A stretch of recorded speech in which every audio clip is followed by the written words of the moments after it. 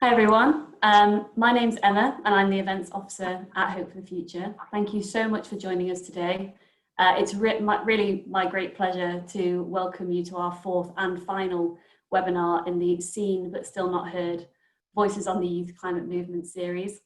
To give you a little bit of background about us, Hope for the Future is a national climate communication charity which works to equip communities and individuals across the country to communicate the urgency of climate change with their local politicians. We feel that it's vitally important that MPs and constituents have rich and challenging conversations about the climate crisis, and that we also believe that local grassroots democratic engagement is a really essential part of this.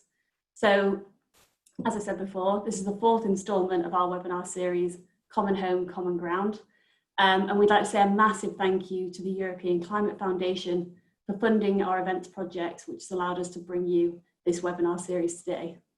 The idea with this series was to create a space where people can come together and have climate conversations from home while we're all kind of, stuck at home. And in this series, we're exploring all of Hope for the Future's outreach work covering media, MP engagement, young families, youth and faith. And I'd also like to take this opportunity to thank the ORC Foundation and ECF again for supporting our youth and schools work this year. So, some housekeeping before we start. Firstly, we'll be recording this webinar, so it'll be available for you on demand to watch again and share. And we'll also be sending all of our attendees a follow-up email tomorrow now, which will direct you to Hope for the Future's latest resources, more webinars like this, and more information about next steps that you can take. You can also get involved today by posting your questions in the Q&A box at the bottom of your screen, and also by upvoting the questions that you want us to ask the panelists today. So please, you can also follow us on social media and use the hashtags HFTFwebinar or Common Home. And my colleague Georgina will be monitoring all the questions and our social media today and putting those to our panelists later. Also on your dashboard, you'll see a chat box. You can use this as a space to introduce yourself and chat to other webinar attendees, and I'll be monitoring that. So if you have any technical questions or non-discussion related questions, I'll be able to help you with that, I hope. And finally, at the end of the webinar, a feedback form will pop up in your browser. So if you could take the time to fill this in, it's only really short, and it's a huge help for our evaluation, so we'd really appreciate that. So today we are looking at how we can facilitate the engagement of all young people in the climate movement. And I'll start by introducing our panelists today, inviting each of them to speak for a little bit, give some reflections, and then George will put the questions to them during the Q&A, and we'll wrap up at around 3. So with us today, we have Jude Daniel Smith, Days Agaji, and Robbie Mcpherson. And I'm going to start with you, Jude, if that's okay. So Jude Daniel Smith is a 15-year-old climate activist born in Sheffield. He has been striking in the city since February 2019 and has since come to work as a coordinator for a climate education campaign called Teach the Future, aiming to repurpose the education system to be more aligned with climate emergency and ecological crisis. So I'll pass over to you now, Jude. Thank you. Yeah, of course. Hi everyone, my name's Jude, and obviously you've been introduced, but I'm really happy to be on today. Thank you so much for hosting. Yeah, no, I'm really looking forward to getting into it. I've been an activist for quite a while on a range of different things, but recently it's been all about climate activism and climate education, and I've been having an amazing time just working for Teach the Future and getting young people's voices out there. Thank you.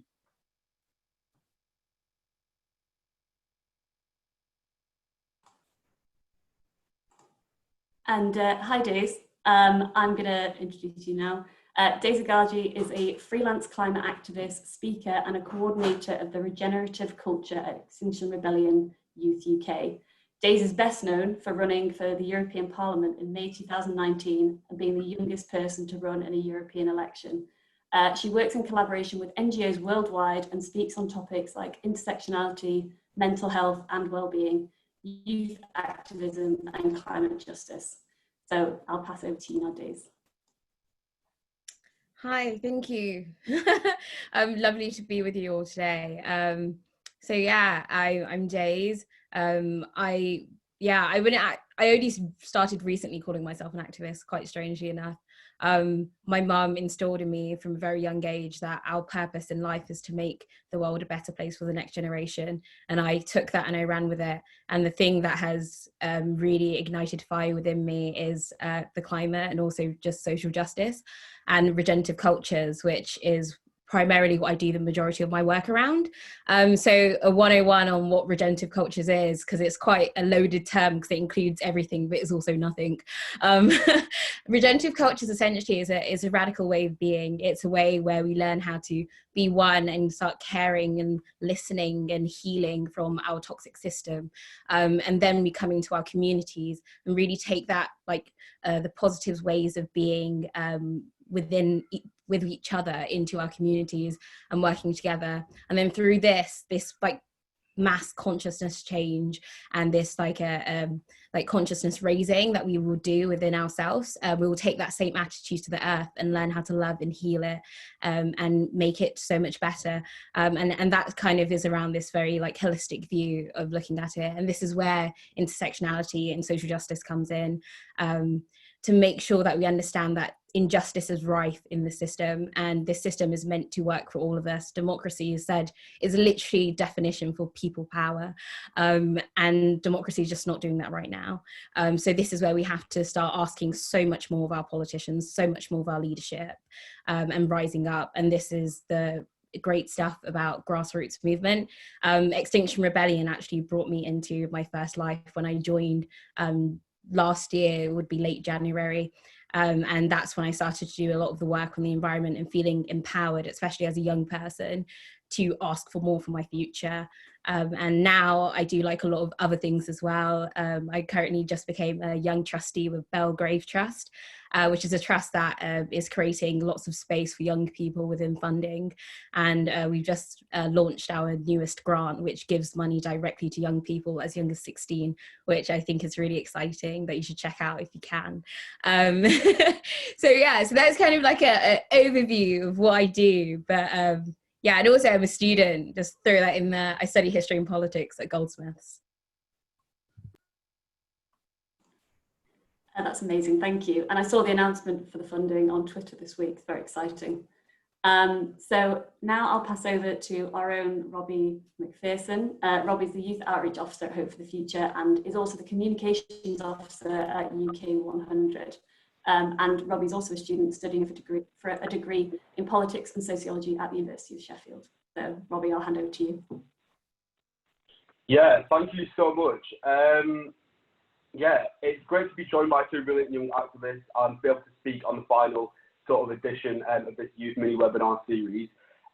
So yeah, I'm Robbie, and I'm originally from Preston in Lancashire, and I'm going to attempt to answer this question then for the next 7 minutes-ish of how do we build a climate activist, and then we can begin to move on to our sort of Q&A. So I won't beat around the bush. For me, political engagement wasn't something that I ever cared about from a young age.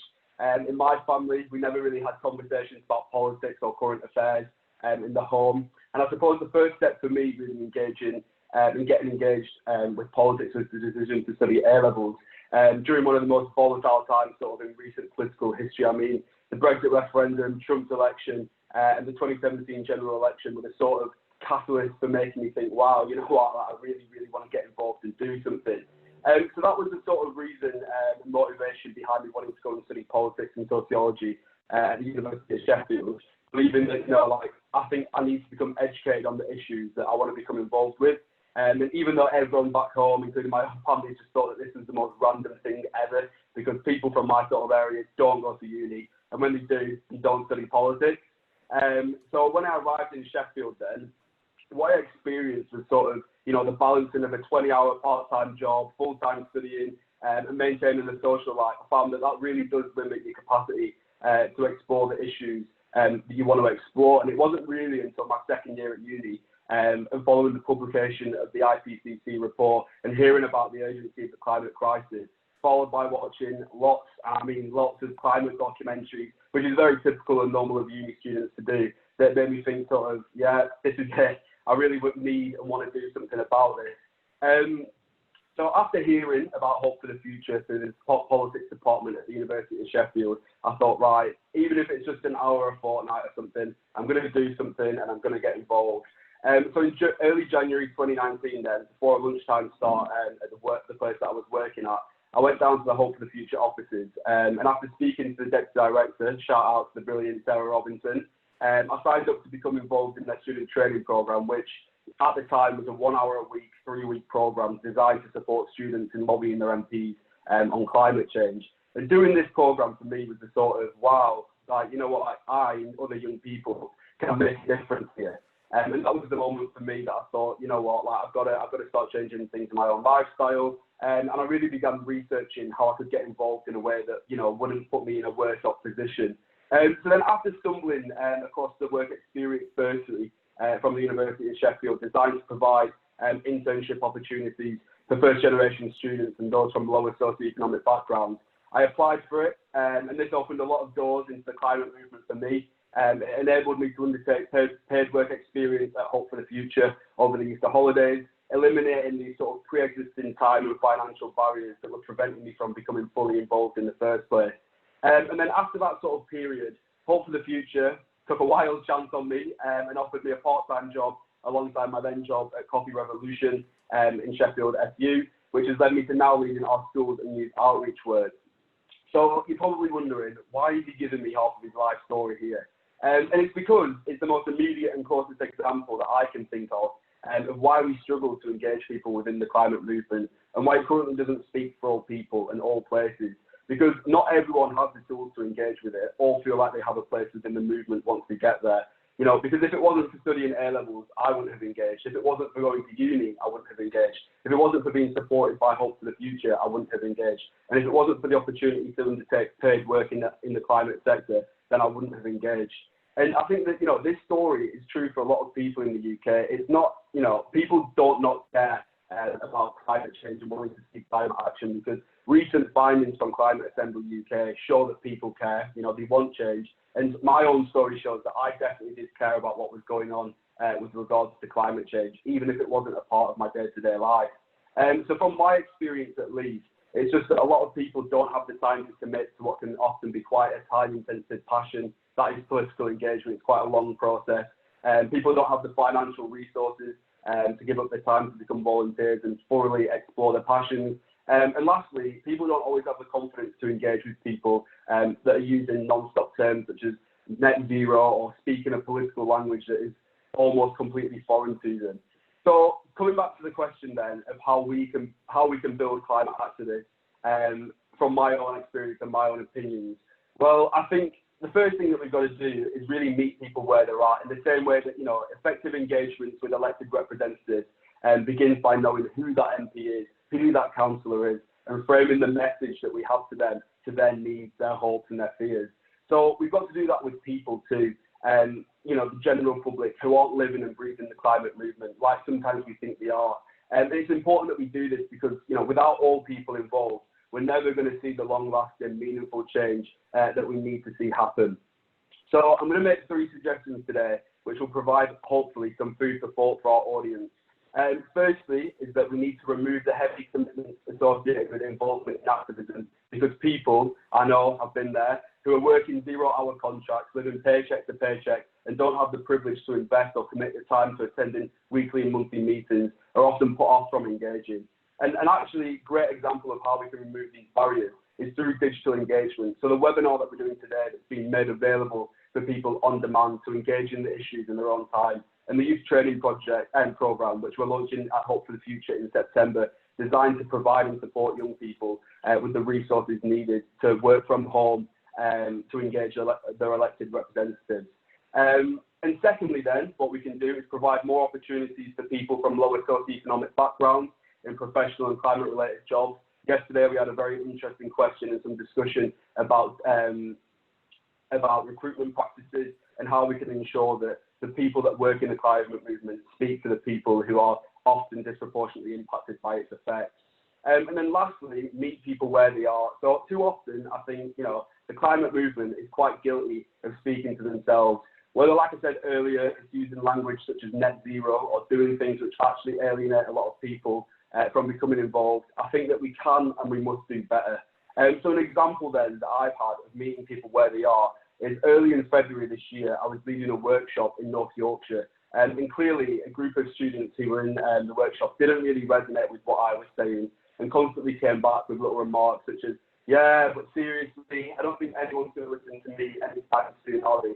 And, it's because they've got these huge feelings of disempowerment and this holding on to this belief that they're too small to make a difference or they don't have the platform to make change. And, bearing in mind, this was actually in February this year, so just after the devastating floods in the north of England, which in that constituency alone affected well over 1,200 homes. The third time that this sort of event had happened in the past few years. And at Hope for the Future, the thing that I really like is that all of our engagements are based on this approach of finding common ground.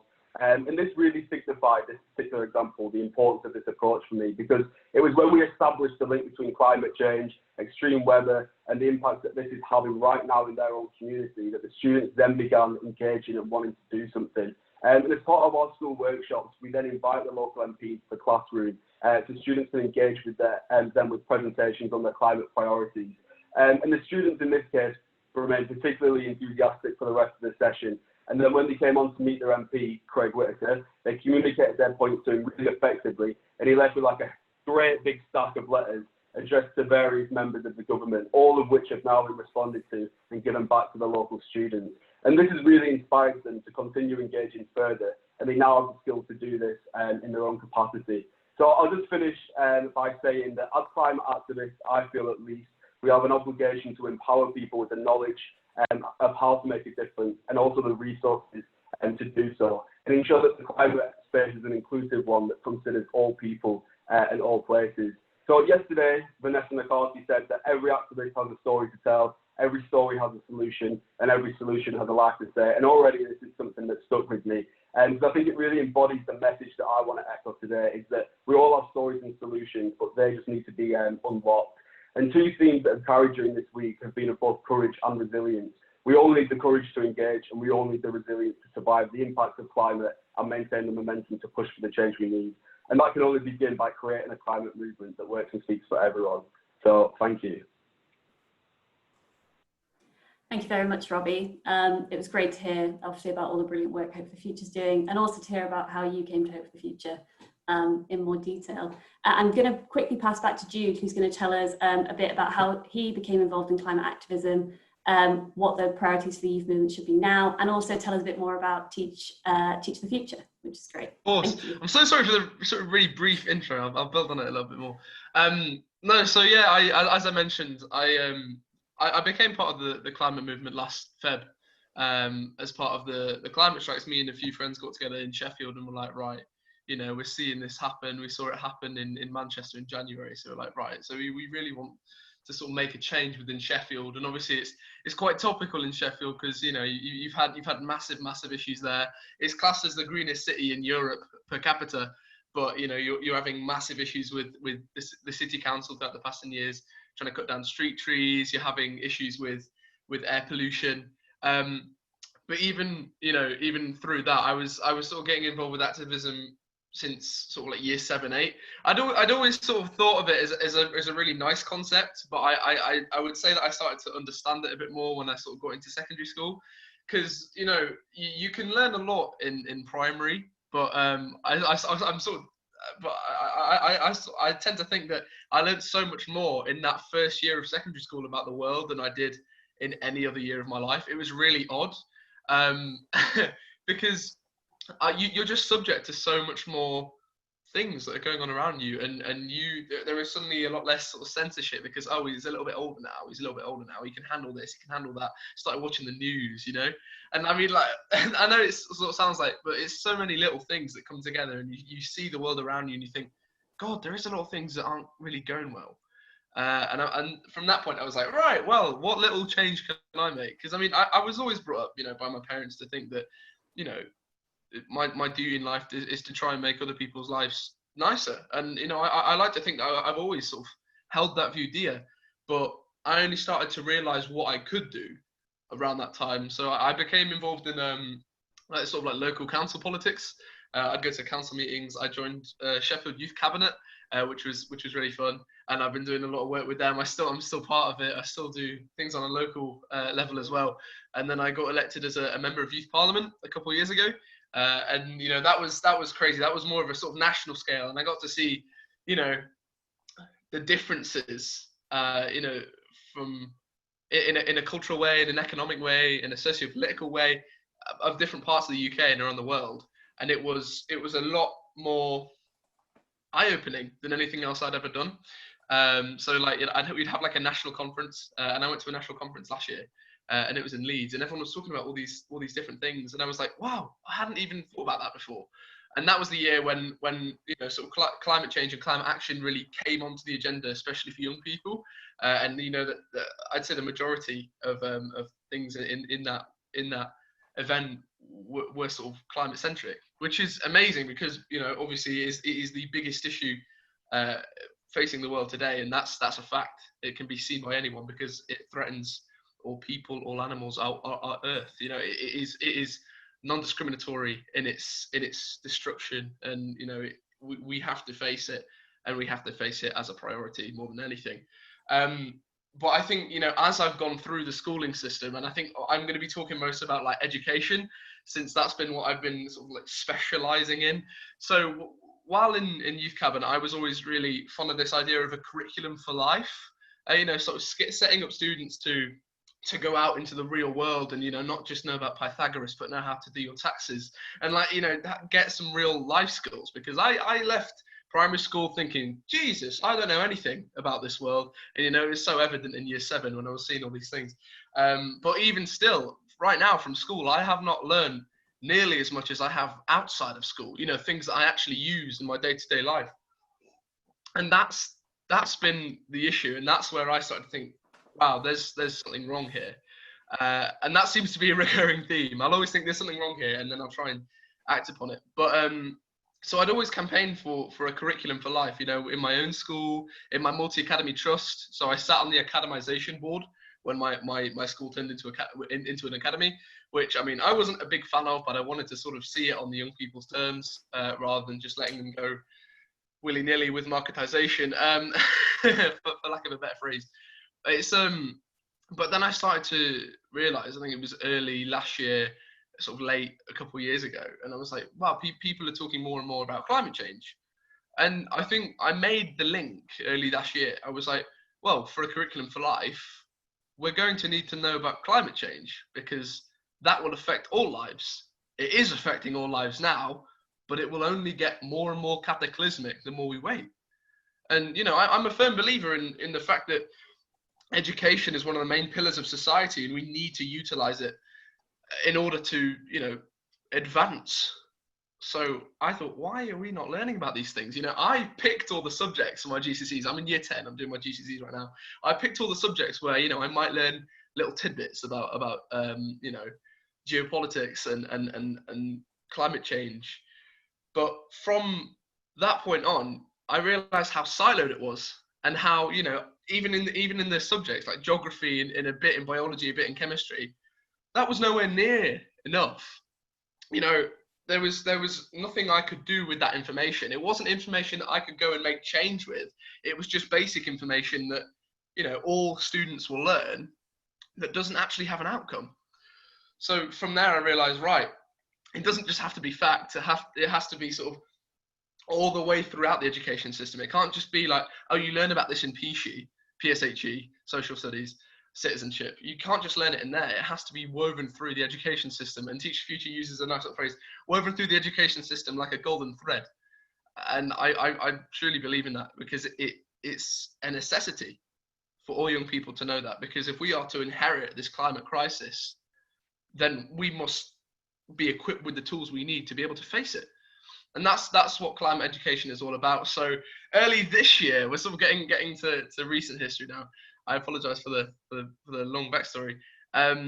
I heard about Teach the Future through UKSCN, because I've been working with them for quite a while, and through NUS, National Union of Students. And they were hosting an event in Parliament, a parliamentary reception. So I thought, I really want to do my bit to try and kick this off, because this seems like an amazing cause. And from that, I was like, hey, can I get involved with this? They invited me down to sort of represent the young people of Teach Future there, along with all my colleagues who I now work with. And it was amazing, and it was such an epiphany moment. I realized from there, I was like, wow, this is something I really do want to dedicate myself to. So, and then a couple of weeks after that, we were in lockdown. And some would see that as a massive letdown, but I wouldn't want to see it as a missed opportunity in hindsight. So I buckled down. I was like, right, well, what can we do? And everyone thought that. So we've been having multiple calls a week. We've been doing strategies, and recently it's really come into shape. It's really shaping itself as an amazing campaign that is having huge impact. So back in sort of April, May, they were like, oh, right, we've got some funding. We want to sort of hire some young people to work part-time for the org while we're working from home. And I'm very lucky to say that I'm one of those young people, and it's been an amazing road. There's been so many things that we've done. Recently, we've done a big project called a Green Recovery for Education, and I could talk for hours about the asks that we have. I'll just sort of give them a run through, because they're very important to know about Teach Future, if you are to know about Teach Future. So the first one is a review into the English education system and how it is preparing young people to deal with the climate crisis. The second one is a review into teacher training and a new professional teaching qualification to enable teachers to teach about climate change. Fun little statistic on that note: 75% of teachers said they wouldn't know how to teach students about climate change, and 4% of students said that they know a lot about climate change. That's not accessible. If 4% will not be able to create this spark of a revolution that will keep on going through, it needs to be all. It needs to be 100%. And finally, 68% of young people were so enthusiastic about learning more about climate change, and that I feel as if that's the sort of the cherry on the cake. The young people want to learn about these, and young people should be the sort of well of information that the Department for Education and Ofsted and Ofqual should see and be like, right, well, we need to teach that because it's what young people feel is important, and it is very much important. And our third ask is a bill which we, as young people, have drafted ourselves. We believe it to be the first education bill drafted by solely young people. And it's called the English Climate Emergency Education Act. And it includes many things, but we've recently been working on a green recovery for education, and it's utilizing this concept of fiscal stimulus coming out of coronavirus to invest in schools, and specifically invest in retrofitting schools to be net zero. So we want all newly built schools to be net zero by 2022, and all schools to be retrofitted to be net zero carbon by 2030. And we've done a lot in terms of that. We had an open letter to Rishi Sunak and Alex Sharma, which got over 1,000 students signing it, which was brilliant. And then obviously we've had this news in the past couple of days that 1 billion has been allocated to schools by the government as part of fiscal stimulus. To repair them, retrofit them. We've got a pilot of 50 schools that are getting retrofitted to be carbon neutral. We've had Lords speaking in the House of Lords about Teach the Future, and we've had MPs posing questions for Prime Minister's questions about Teach the Future. So it really is gaining a lot of momentum, and I'm proud to say that I work for them, and I think it's been one of the best experiences. I know this is sort of in an individual capacity, but I've had such an amazing time, meeting so many new people, making, new networks, and talking to politicians, talking to trustees. It's been a phenomenal experience, and it's so amazing to be a part of something where you can see results rolling out every single day. And yeah, I coming from a place in the north, where it is harder to get young people involved with climate activism, there is an issue of accessibility, because it needs to be more inclusive. The north-south divide, I think, is a very clear indication economically, but also stretches to environmental activism, that it's more accessible for people in the south and people in London to get involved with these sort of things, because there's more expendable income, there's it's more of a cultural thing to go out and do these things. But, you know, that's one thing that I'm really interested in, making it more accessible for those people in the north of England, in Scotland, in Wales, and Northern Ireland to get involved with these sort of things, because that outreach nationally will be the thing that, you know, sets the lights of this climate revolution alight. That is what's going to happen. So I'm really proud to say that I work with them, and it's been amazing so far. Sorry for the long intro, but thank you. No, thank you very much, Jude. And I have to say, it's so interesting to see how all three of you, although like not the same age, but you've all come to it in such different ways. And I'm really excited to see how this kind of discussion plays out as you all come to it from different perspectives. So my colleague George has been monitoring the questions, and we had quite a few questions submitted in advance as well. So I'm gonna hide, and she's gonna come back, and she's gonna put some questions to you now. Thanks, George. No problem. Thanks to all our brilliant speakers for those contributions. It was so interesting and so inspiring to hear. So I'll just start with one of our pre-submitted questions, which is, I think someone who'd had a schools workshop with Hope for the Future, and they said they'd like to know more about the things that we can be asking our MPs. So what action we can ask them so we can have specific, measurable and achievable targets. And where are the best places that we can find this stuff out? So I'll start with Robbie, and then to Days, and then to Jude. Yeah, absolutely. That's a really good question. And obviously, the Hope for the Future workshops, it would be great to know which teacher or what school that was. So if you can put that in the chat box, please do. But yeah, Hope for the Future workshops are a really, really good opportunity for schools and young people to begin engaging and establishing relationships with their elected representatives. And as part of that relationship, obviously a key part is continuing that. And it's Kath from Cornwall College. Hi, Kath. And yeah, so a really key part of that relationship, you know, is ensuring that you are following up with your MP and there are specific things that you can ask them. So right now, what you could ask, I mean, in terms of where we are with COVID-19 and how we build back better from that, how we move towards that fairer, more equal and greener society, it's really key that as many members of Parliament as possible are ensuring that the economic recovery and the decisions that the government make are aligned with our path towards reaching net zero. And, you know, we come to this more equitable and more sustainable future. Because at the end of the day, where we are right now, we need to be preparing people for green employment. We need to be getting people reskilled to ensure that they can get in the jobs that they need to be in a net zero society, so that, you know, people in manufacturing heartlands in the north of England, BAME communities, aren't, you know, disproportionately impacted, which they are set to be. Recent studies have come out this week to show that. So another thing that you might be able to do, aside from getting your MP to support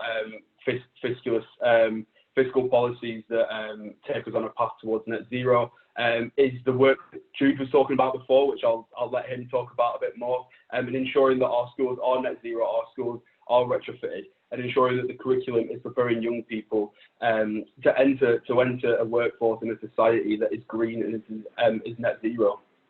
But just to add, Kath, there's lots of places where you can find out specific policies, and we can include them in the email at the end of the week. But also, if you just drop me an email, or anyone for that matter, robbie@hftf.org.uk, I'll be happy to support you and point you in the directions of different organisations with specific policy asks.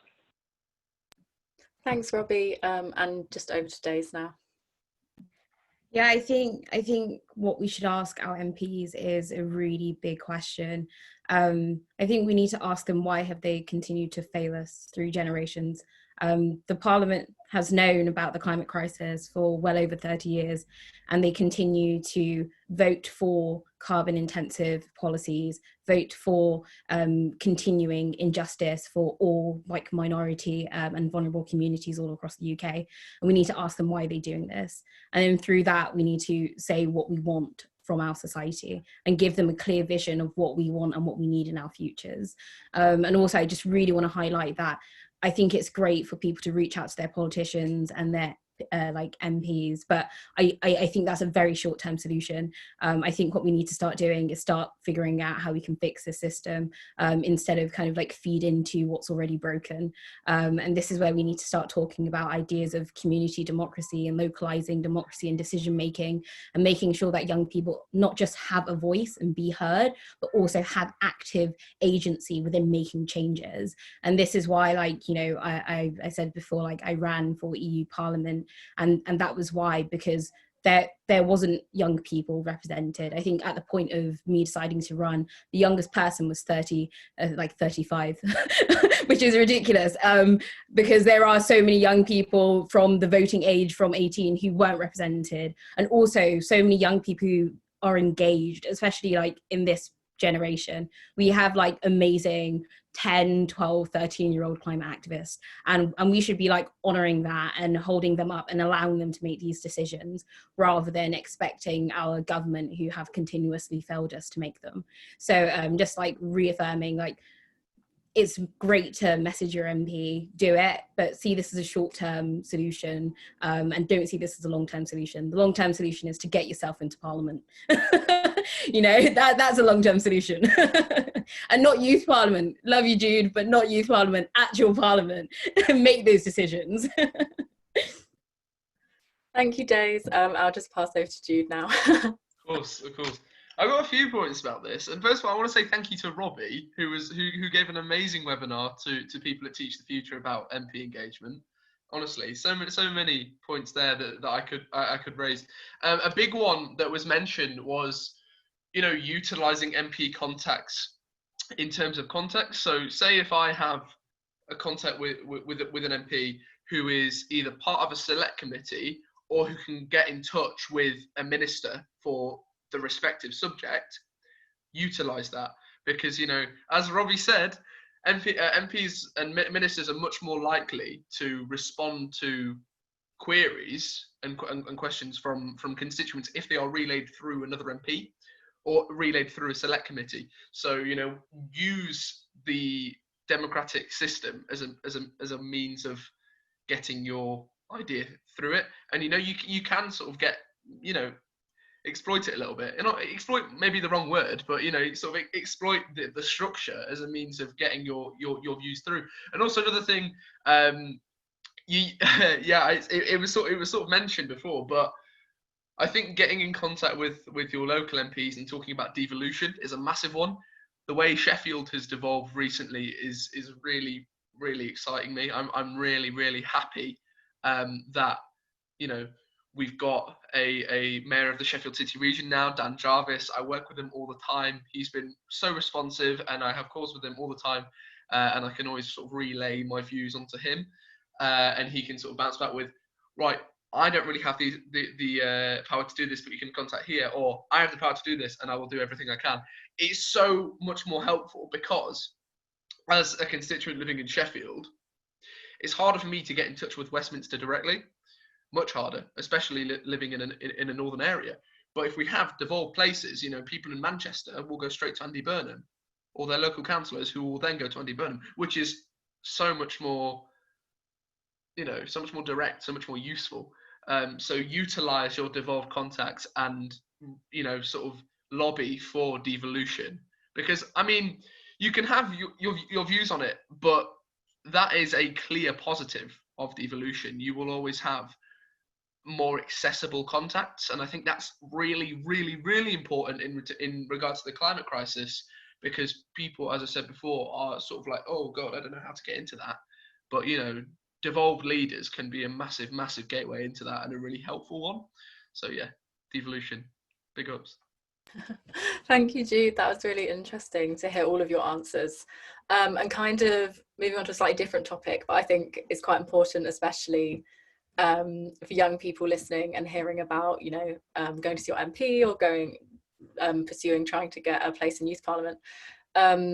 We had a question submitted which said, there are so many inspiring people heading up the youth climate movement and changing the world, but do you think there's a space for the introverted young people to make their mark in a different way?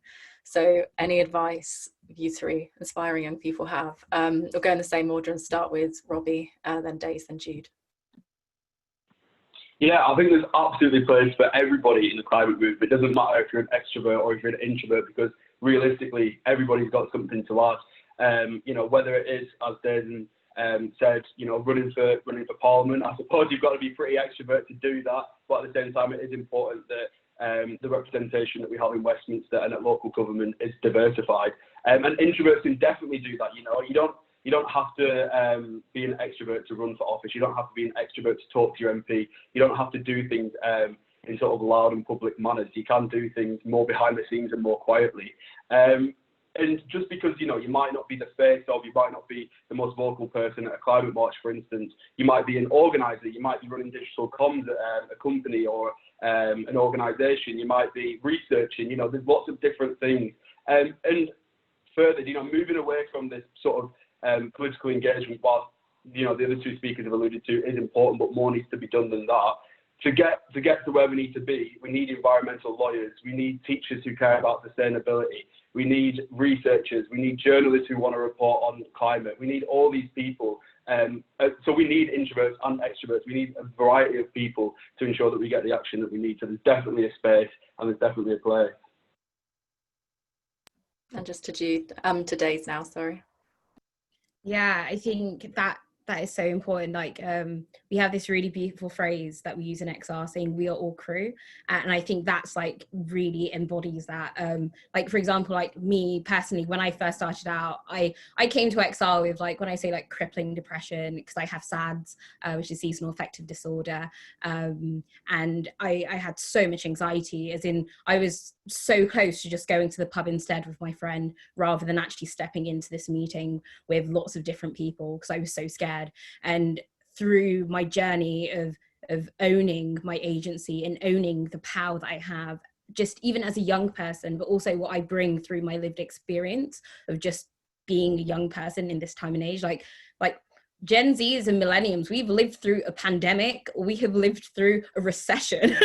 There's not a lot of generations who can say they've actually come up almost as flowers in concrete, you know. And I think this is where we have to really own our lived experience through this time, and just it's not about like necessarily being loud, but it's about allowing yourself to have that space to like gain yourself and really be aware of yourself and have this understanding of who am I, you know. And I think this is something that changes and something that comes easy to some people, the extroverts, but also takes a little more time for most people. And for me it did. Like I'm only just turned 20, and when I joined XR I was 18, and I was very, very much in myself. When I ran, my mum actually thought I was crazy, and that's the only reason she actually took this environmentalist narrative seriously, because she saw me doing something that fits so out of my own personality, you know. So I think it is one of these, like, this is a space where you can grow, and there's lots of different like roles that you can take. Like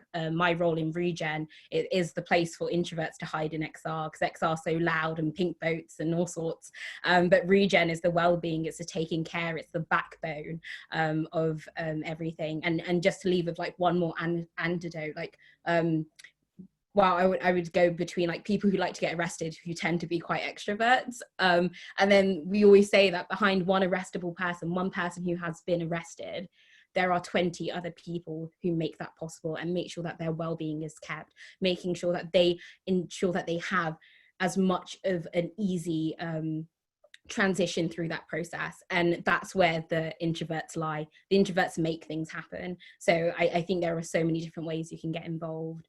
And this may be going through the background and being the stilts that make everything work. Thanks, Dave. Just to Jude now. Of course. You know, I think there's a really important thing that I have to say. I think I would class myself as an extrovert, but I think it's really one important thing that I have to say. Introverts are enablers. You know, they make things, like you said, make things happen. You know, I envy some of the things that my introvert friends in Teach the Future can do, because I'm just like, wow, God, I could not sort of focus on that.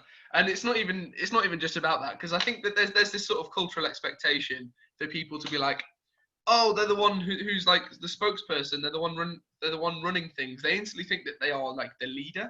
That's never the case. I think climate activism, for I'd say like 99% of the time, is very much non-hierarchical. You know, there is no such thing as like a leader. There is a person who, you know, who does everything. That's not a thing.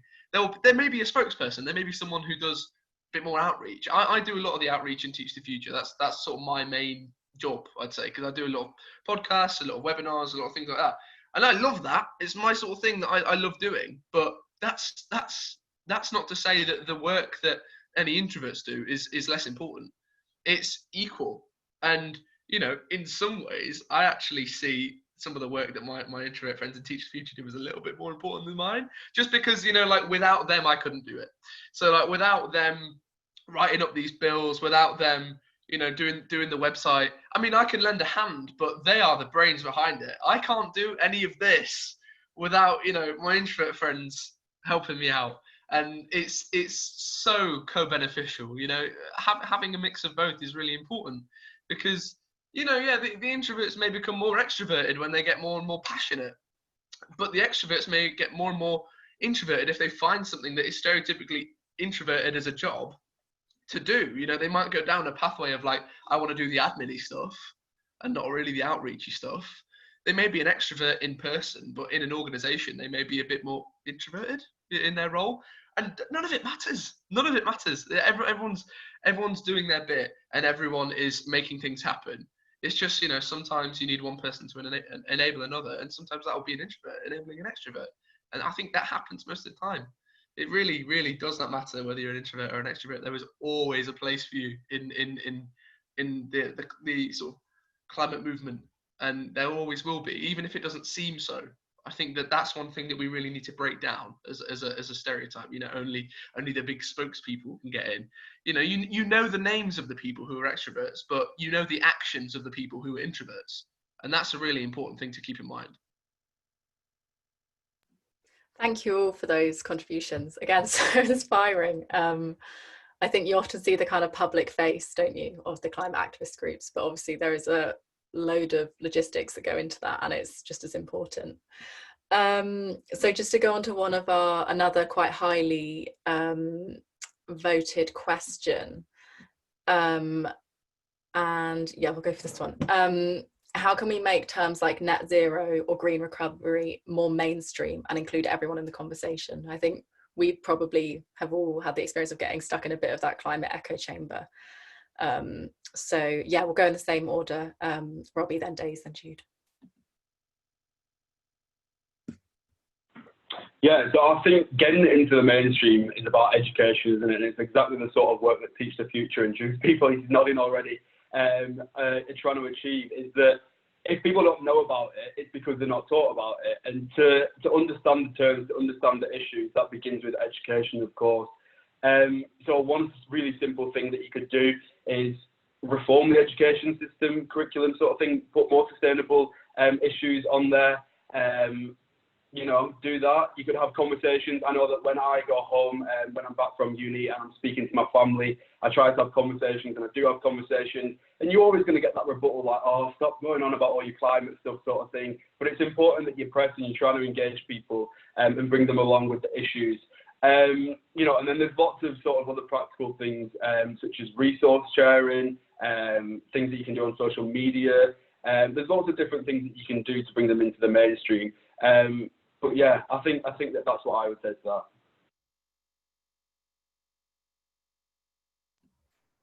Pass over to Days now.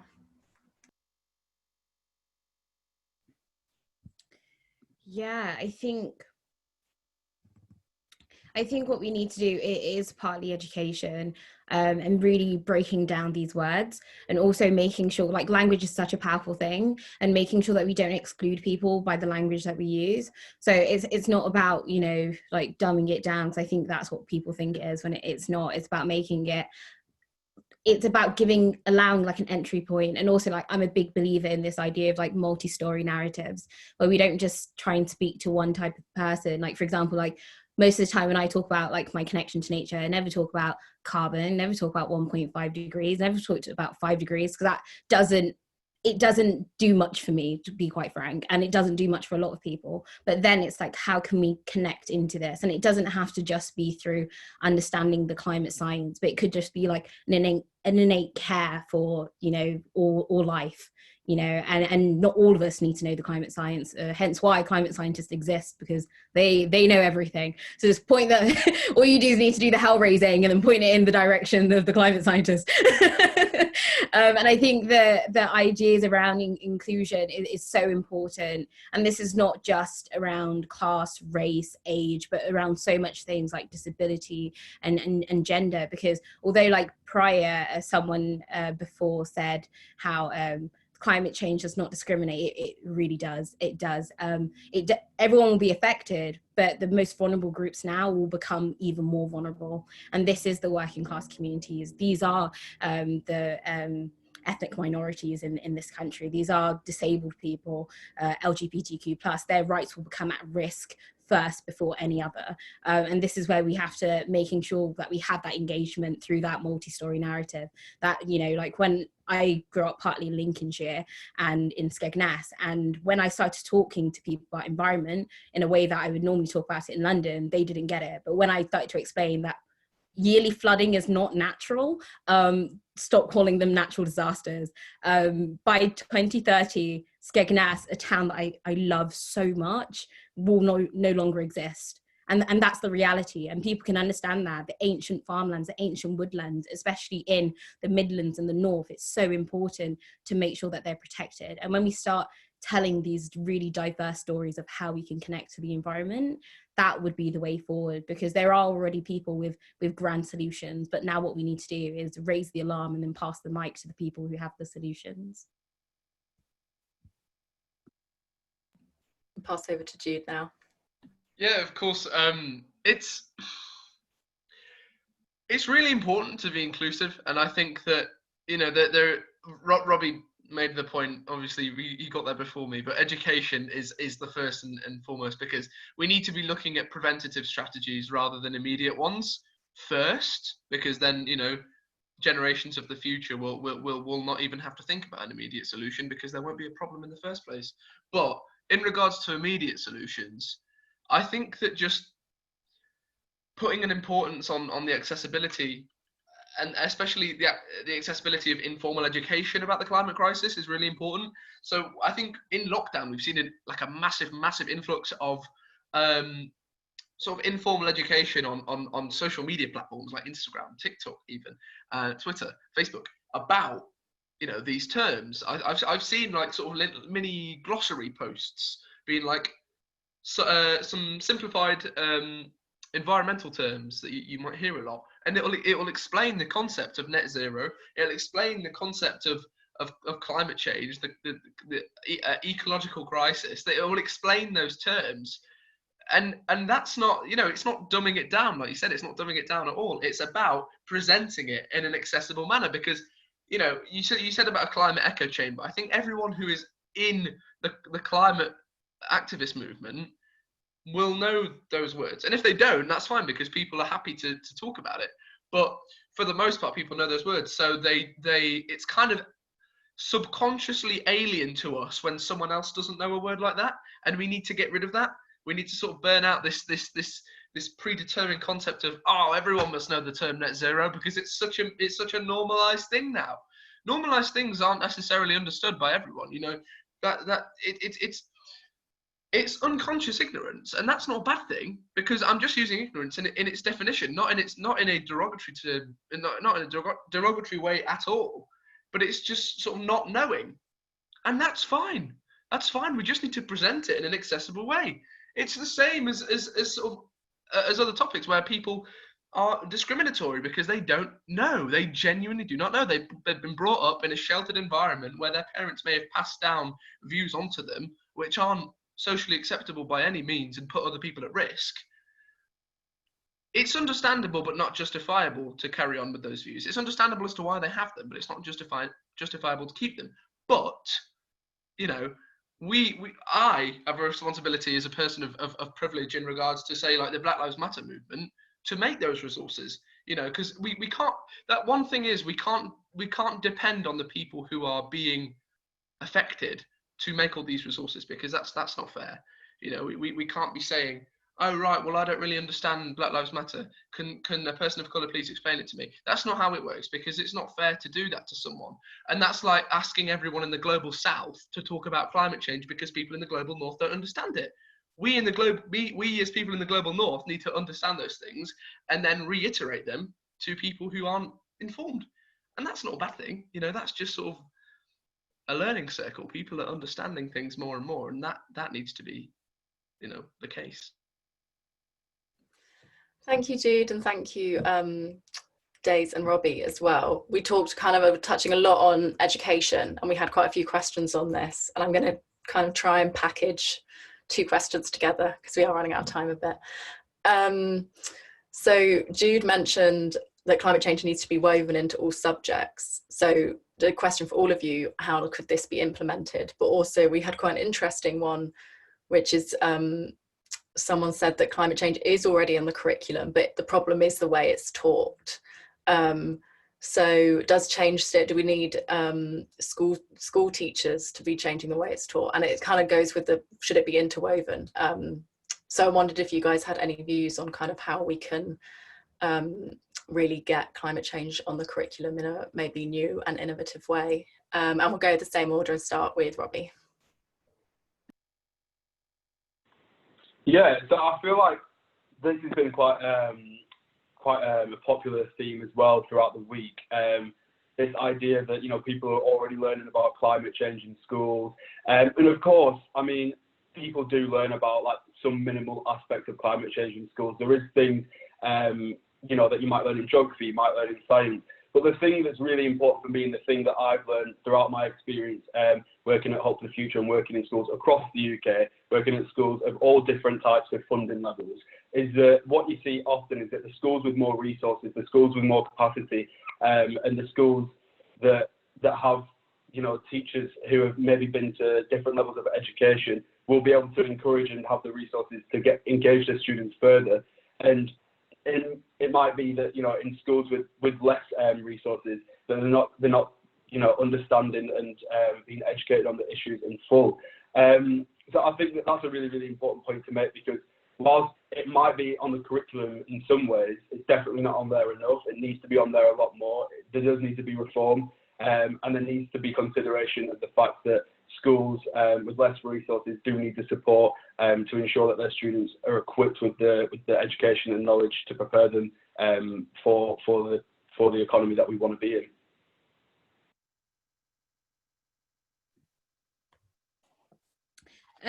Yeah, I think education needs a revolution too. I think the education system that we've been brought up is also broken. It's a whole toxic system. Education has been used to socialize people into basically just being very passive. And this kind of issue kind of comes through with the way that we teach and talk about issues like climate change, because climate change is not the only thing that we haven't been taught about. And I remember when I was like 16 and first found out about the climate crisis, it really infuriated me, because I went through a whole GCSE, even into the first bit of college, without actually knowing that our planet is dying and that like my life on this planet is at risk.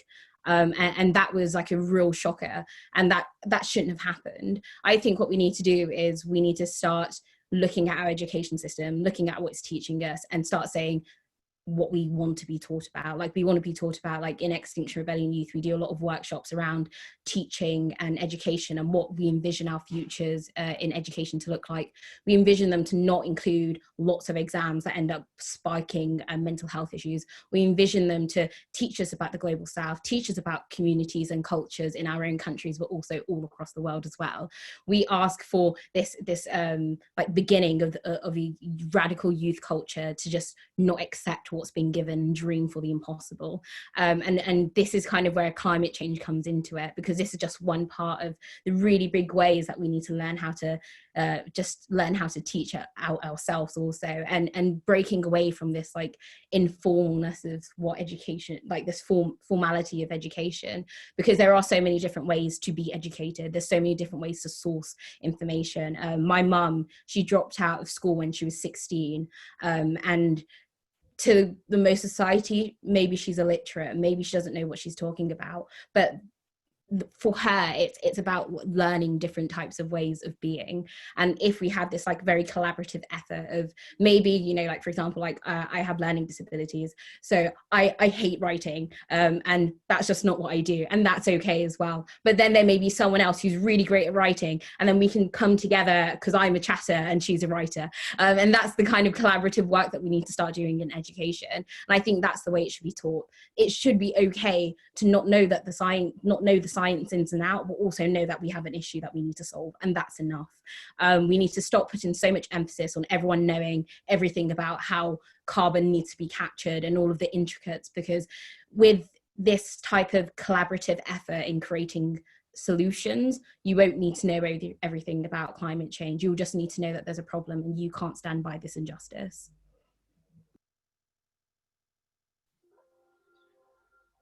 Shall I just go ahead? Might as well. Yeah. I'm sort of countering your argument. I apologise to the person who asked the question. I'm so sorry. You're right that it does appear in the curriculum, but not only is it very much siloed, it's also not mandatory by any stretch. So, for example, it is taught in the citizenship/PSHE curriculum, but that's not mandatory. I know schools where that isn't a subject, many in Sheffield. It's taught in geography. That is a GCSE option. You don't necessarily have to do it. And the modules on climate change in biology and chemistry are only at higher. So it's only teaching the students who schools deem to be more able. And they're the only instances of climate change being taught. The other instances are teachers' individual ideas, and they can build it into lesson plans, but it's not mandatory whatsoever. In regards to weaving it throughout the education system, there are so many ways that you can do it. You know, we talk about football matches in probability. Why are we talking about football matches and not talking about, you know, we rather than that, we could do graphs about amount of carbon captured in a peat bog. You know, it doesn't have to be about these sort of normal subjects. You can intertwine it into any subject, and if you can intertwine it into maths, you can intertwine it into anything. It's honestly, you can do your non-fiction piece in English language about something about the climate crisis. You can put it in everywhere.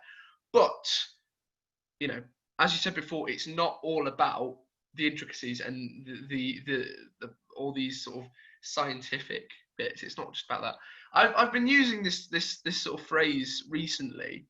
I'm sort of adopting it as my little phrase. I think that we need to be teaching climate compassion. I think that we do not talk about the urgency of it whatsoever. And people will be like, oh God, but no, you're going to give kids climate anxiety. No, if you teach them what to do as well, then they will turn that anxiety into agency. You know, that, you know, you don't have to worry about climate anxiety if you're actually teaching young people about these things. Ignorance creates fear. That is all that matters. If you are properly enabling these young people, they will not be anxious about it. I'm not climate anxious. I'm climate angry. I'm not climate anxious, right? It's a completely different thing, and I'm willing to do things with climate angry. I can turn that into agency, but I've had to educate myself about that.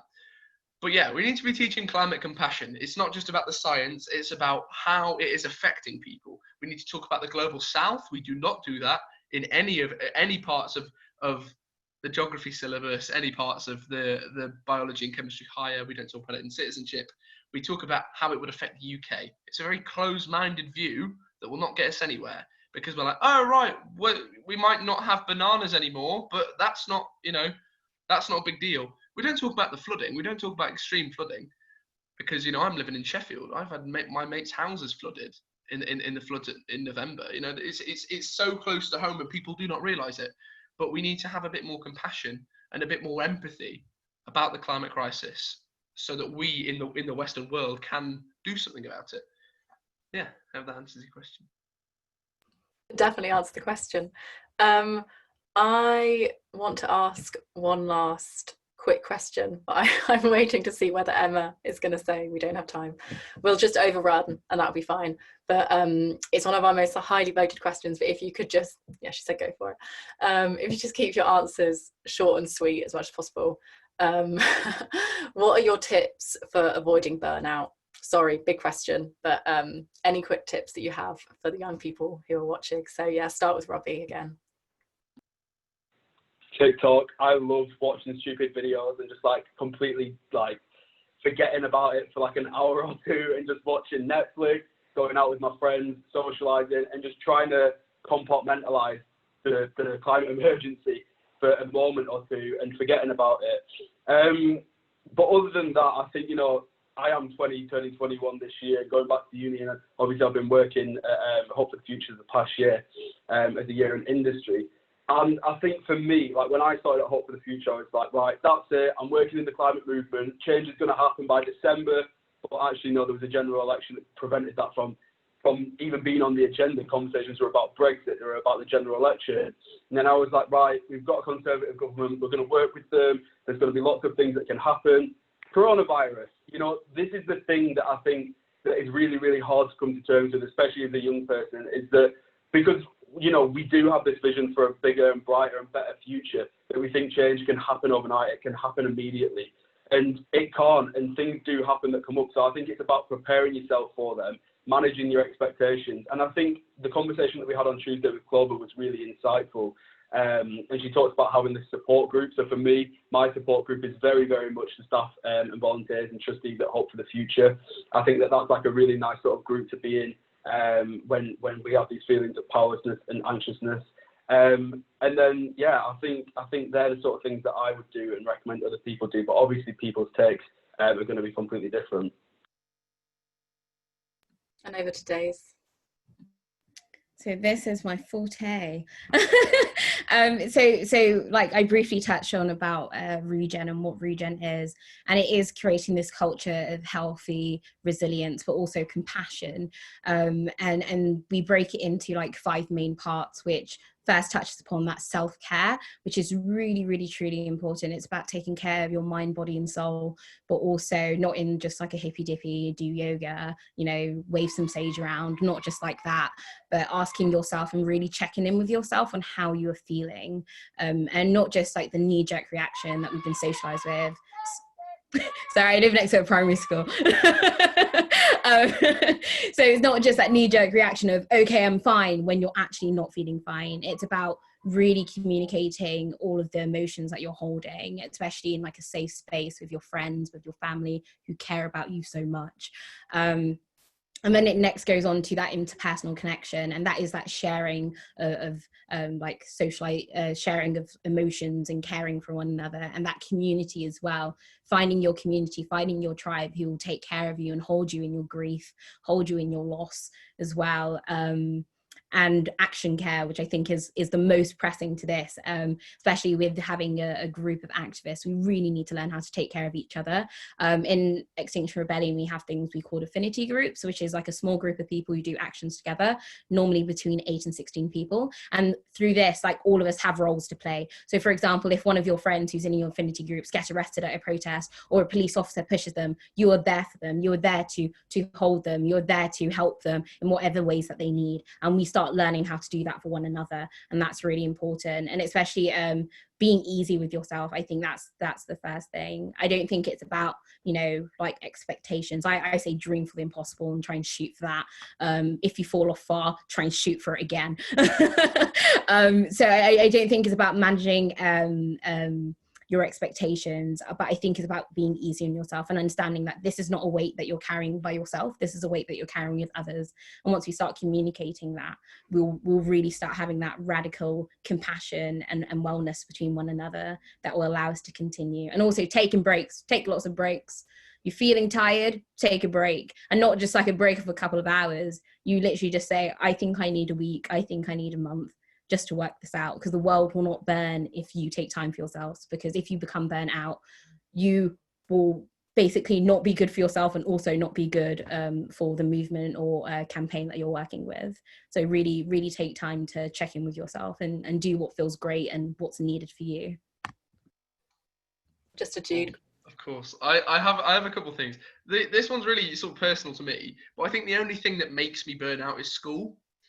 I don't burn out with my Teach the Future work. I love it. It's my passion. I don't care about, you know, I could not burn out with it because I love it. And you know, everyone's so considerate, and you know, my line manager would be like, yeah, no, if you need a break, take a break, and that's chill. School, however, no, they won't.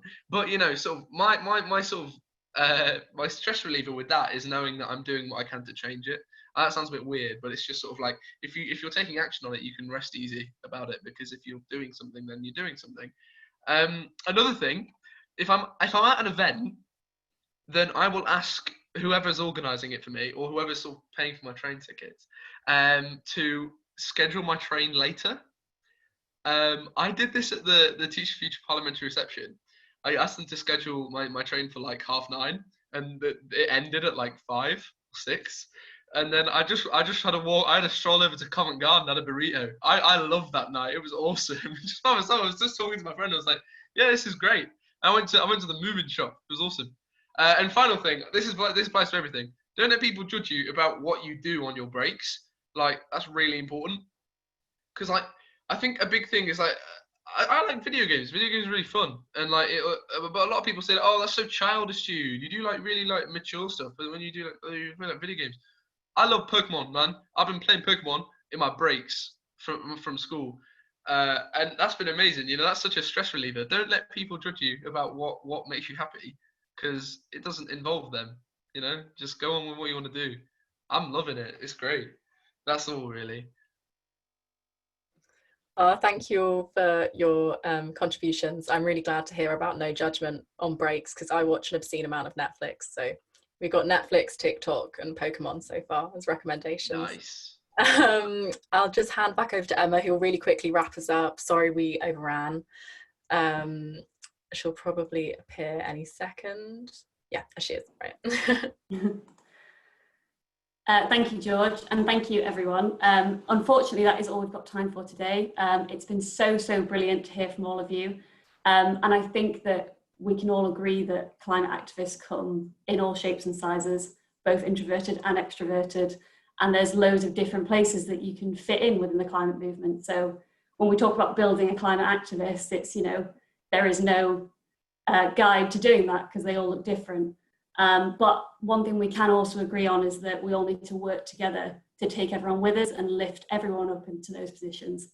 And I think our panelists have given us all, and maybe each other, some food for thought during the session. And yeah, this also brings our series to an end, which is sad, but thanks so much to all our speakers this week, and a huge thank you to today's speakers for your fantastic contributions. All that's left to say, I suppose, from our end is please get in touch with Hope for the Future if you enjoyed this webinar, but also if you'd like to work with us and get in touch with your local council or your MP. We're doing lots of virtual engagements now. And also please fill in our feedback form, which should pop up in your browser when I end this session, because it's really helpful. But thank you again for coming, and we hope to see you soon.